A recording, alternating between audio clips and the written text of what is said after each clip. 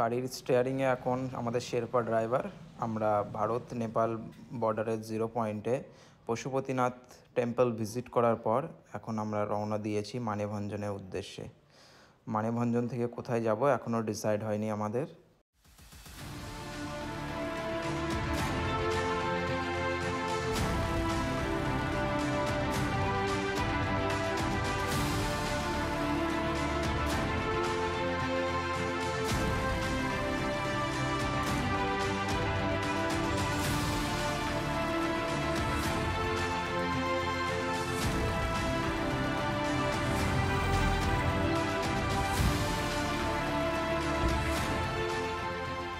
রুমে পৌঁছে ফ্রেশ হয়ে আবার বেরিয়ে পড়েছি ঘুরতে।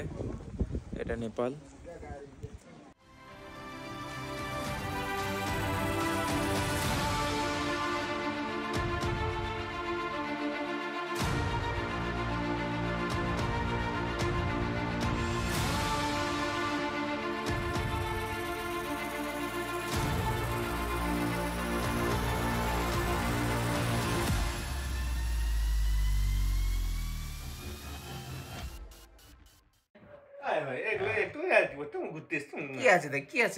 কি আছে তা ছবি তুলছে কেন? ছবি তুললে বা কি অসুবিধা হবে?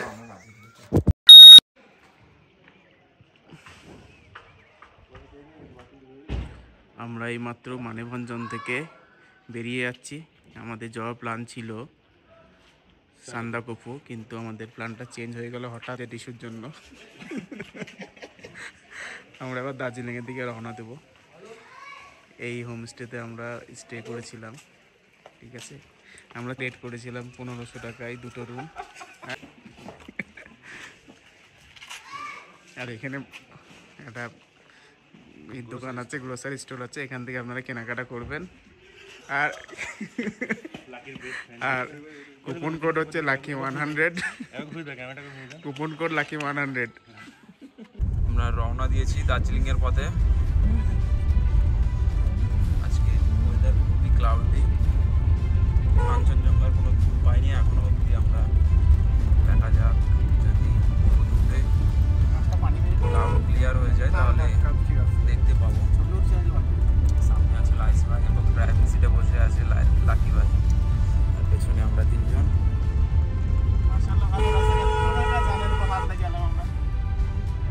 ঠান্ডা করতে সেরকম নেই আজকে, কালকে রাতে একটু ছিল।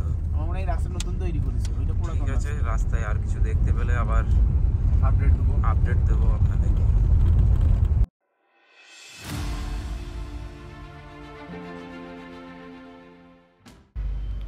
গাড়ি এসে থামলো লেপচা জগতের সামনে। সামনে সারি সারি পাইন গাছ, আর সেই পাইন গাছের ফাঁক দিয়ে উঁকি মারছে সূর্যের আলো। মাঝে মধ্যে ভেসে আসছে মেঘ এবং ধোঁয়াশা, সব কিছু মিলে এক মনোরম পরিবেশ। তারই কিছু ভিডিও আপনাদের সামনে তুলে ধরলাম। আমাদের সকালের ব্রেকফাস্টটা বাকি ছিল, তাই আমরা একটু সামনে দিয়ে আগিয়ে দেখছি এখানে খাওয়া দাওয়ার জায়গা আছে কি না। এই লেপচা জগতের ফরেস্টে এন্ট্রির জন্য 10 টাকা করে এন্ট্রি ফিজ লাগে। আপনারা চাইলে এটা পজ করে দেখে নিতে পারেন।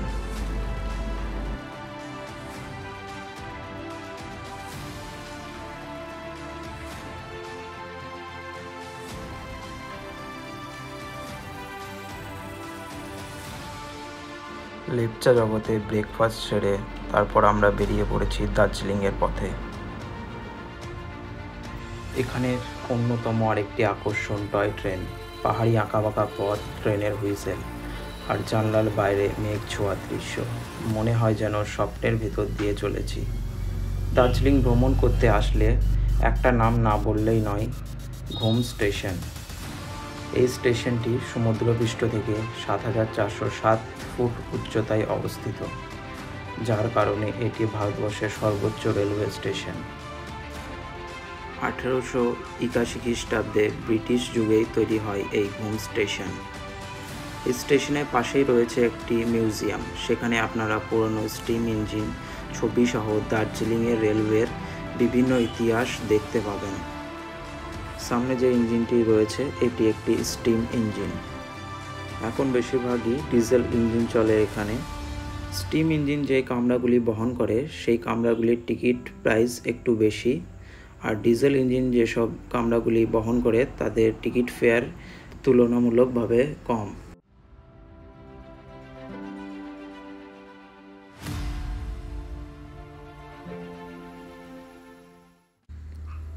স্টেশনের শেডগুলি সেই ইংরেজ আমলেরই করা, কিন্তু এখনও সেগুলি অক্ষত রয়েছে।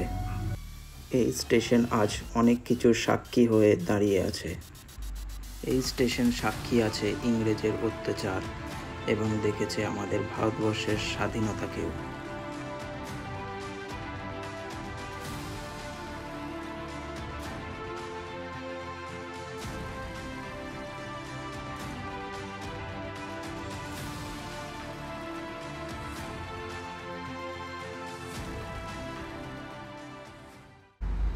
পৌঁছে গেলাম বাতাসিয়া লুপে।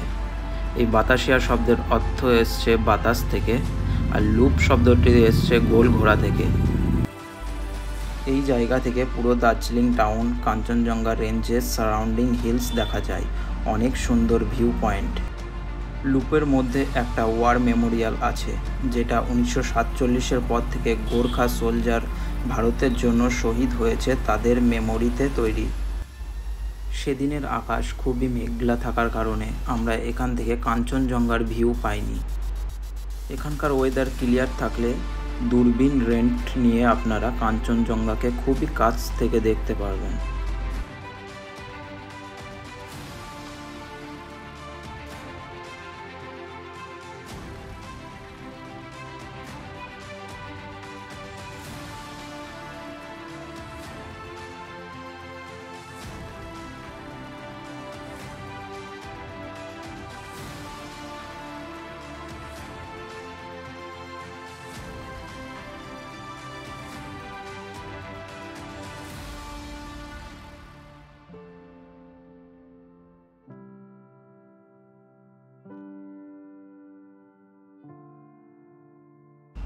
আর একটা কথা জানিয়ে রাখি, আপনারা চাইলে এখানে পাহাড়ি ড্রেস রেন্টের ওপরে নিয়ে ভিডিও শ্যুট বা ফটো ক্যাপচার করতে পারেন। সামনে যেই রেল লাইনটি আপনারা দেখছেন, এটি একদিকে চলে গেছে দার্জিলিং আর অন্যটি আসছে ঘুম স্টেশন থেকে, যেখান থেকে আমরা একটু আগেই এলাম এই বাতাসিয়া লুপে। এখান থেকেই কাঞ্চনজঙ্ঘার ভিউটা পাওয়া যায়। দেখতে পাচ্ছেন এখানে অনেকজন ট্রাই করছে কাঞ্চনজঙ্ঘাকে দেখার, কিন্তু পুরোই মেঘে ঢেকে আছে কাঞ্চনজঙ্ঘা।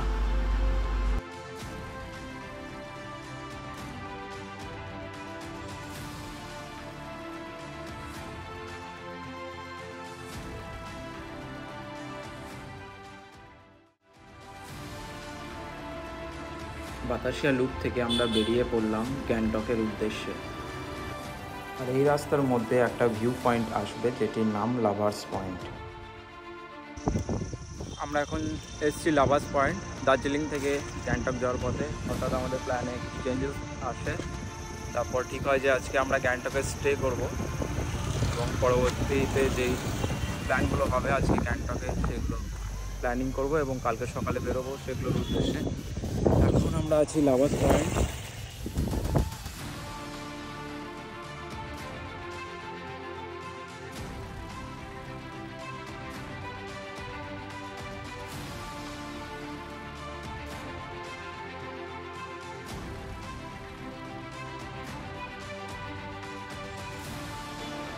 পাহাড়ের কোল থেকে তিস্তা ও তোরসা নদী বেরিয়ে এসে এই পয়েন্টে এক হয়েছে এবং সমতলের দিকে প্রবাহিত হয়েছে, আর যার কারণে এই জায়গাটি প্রাকৃতিক সৌন্দর্যের কারণে লাভার্স পয়েন্ট নামে পরিচিত হয়েছে। ফটোশুট চলছে লাইস ভাই, শাহরুখ খানের পোজ।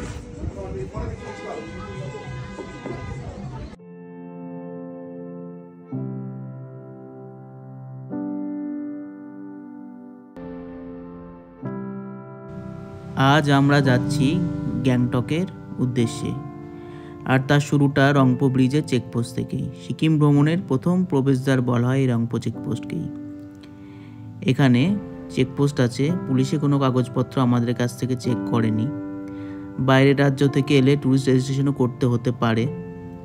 নদীর ওপরে এই বৃষ্টি সত্যিই ছবির মতো সুন্দর।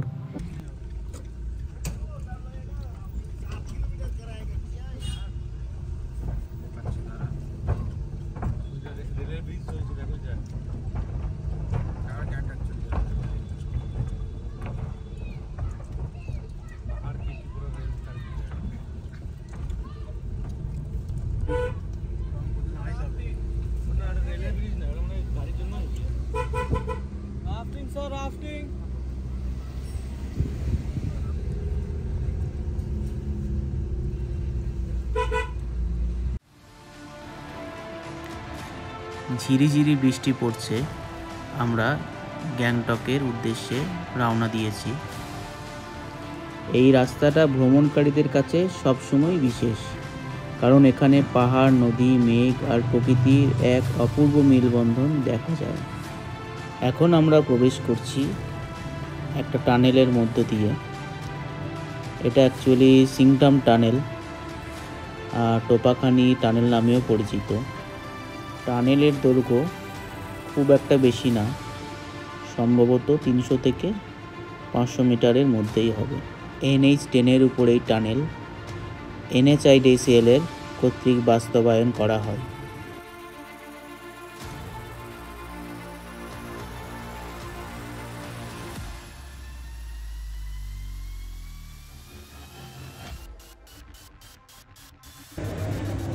চলে এসেছি আমরা গ্যাংটকের MG মার্কেট। ঘন্টাখানিক আগে আমরা এখানে এসেছি, রুমে গিয়ে ফ্রেশ হয়ে এখন আমরা MG মার্কেট একটু এক্সপ্লোর করতে এসেছি। MG মার্কেটে এখন ভালোই ভিড় আছে।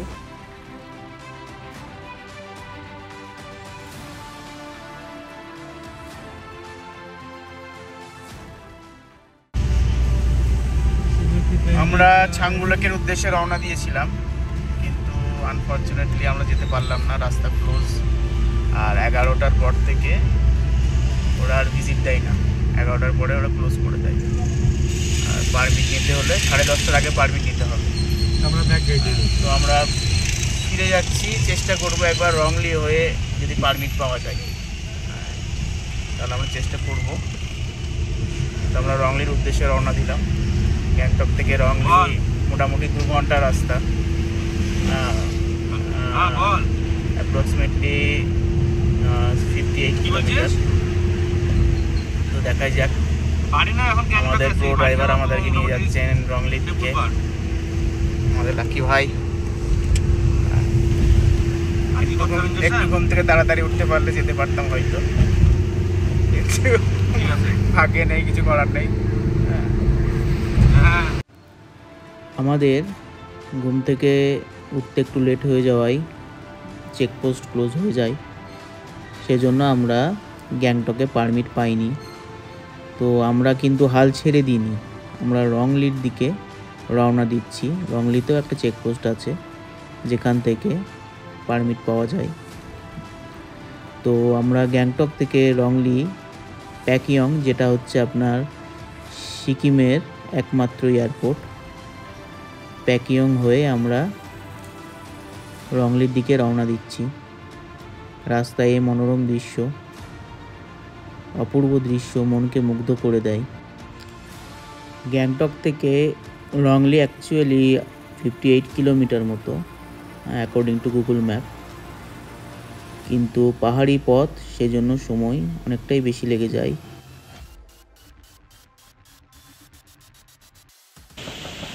ব্রিজের জন্য পাথর কাটা হচ্ছে, রোড ব্লক আছে। সামনে দেখতে পাচ্ছেন রাস্তার কাজ চলছে, সেই জন্য রাস্তা ব্লক ছিল।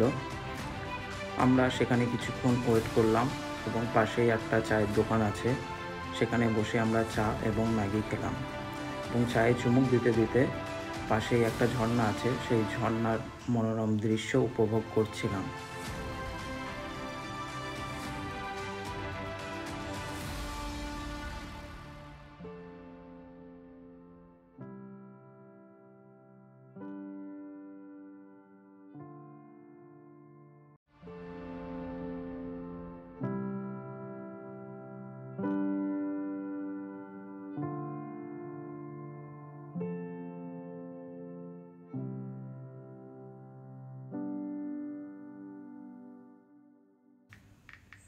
সামনের রাস্তাটি খুবই স্টিপ। এই বাঁকের কাছে আমাদের গাড়িটি এখানে এসে দাঁড়ালো। উপর থেকে গাড়িগুলি এক এক করে পাস হচ্ছে।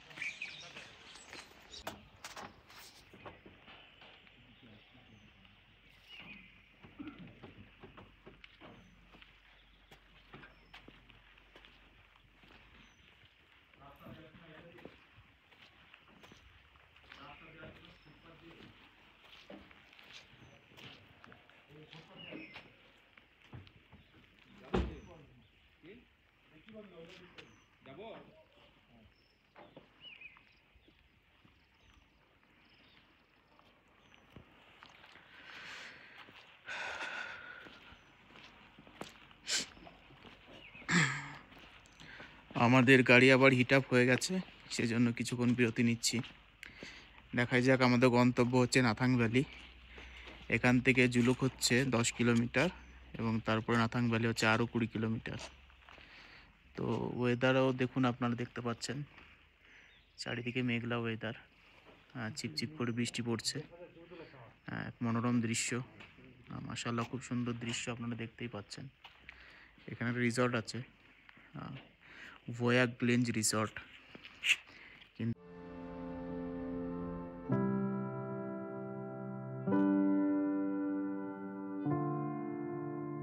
আর এখানে স্যারদের ফটোশ্যুট চলছে। হ্যালো, অনেক চ্যালেঞ্জেসের মধ্যে দিয়ে আমরা এত দূর আসতে পেরেছি আজকে।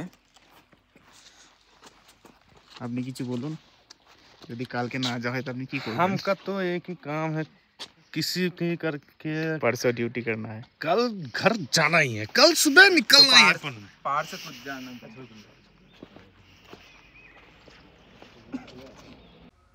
আজকে আমরা অনেক চ্যালেঞ্জেস ফেস করে জুলুকের পথে রওনা দিয়েছি। দেখতেই পাচ্ছেন রাস্তার অবস্থা খুবই খারাপ। রাস্তার উপরে স্ল্যাশ থাকার কারণে গাড়ির চাকা ঠিকমতো গ্রিপ করতে পারছে না। রাস্তা পুরো ফাঁকা, কোনো ট্যুরিস্টের দেখা পাইনি। আমরা পুরো গুগল ম্যাপের ভরসায় যাচ্ছি। ভয়ও লাগছে, রাস্তায় জিজ্ঞেস করার মতো কেউ ছিল না।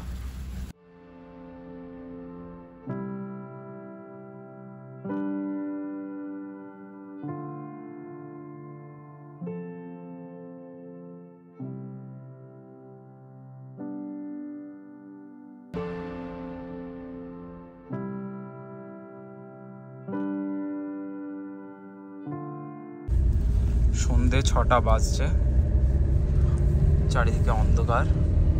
সে অন্ধকারের মাঝে আমরা স্ট্রাগল করে গাড়ি নিয়ে কি নাম এটা নাতাং ভ্যালির দিকে রওনা দিয়েছি। জুলুকে আজকে স্টে করবো না। ওয়েদার ফরকাস্টে দেখলাম যে নাতাং ভ্যালিতে স্নোফল হওয়ার চান্সেস আছে আজকে, সেই জন্য নাতাং ভ্যালির উদ্দেশ্যে রওনা দিলাম। আপনারা সাথে থাকুন, এরকম অ্যাডভেঞ্চার ট্রিপ আরও আপনাদেরকে দিতে পারি।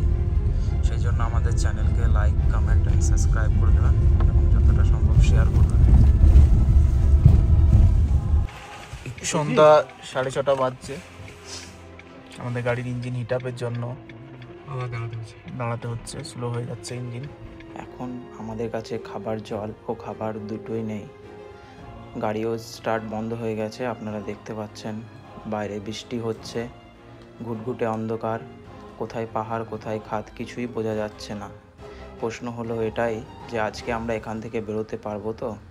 দেখতে হলে চোখ রাখুন আমাদের চ্যানেলে এবং চ্যানেলটিকে সাবস্ক্রাইব করুন, লাইক, কমেন্ট অ্যান্ড শেয়ার করুন। পরবর্তী ব্লগে আবার দেখা হচ্ছে।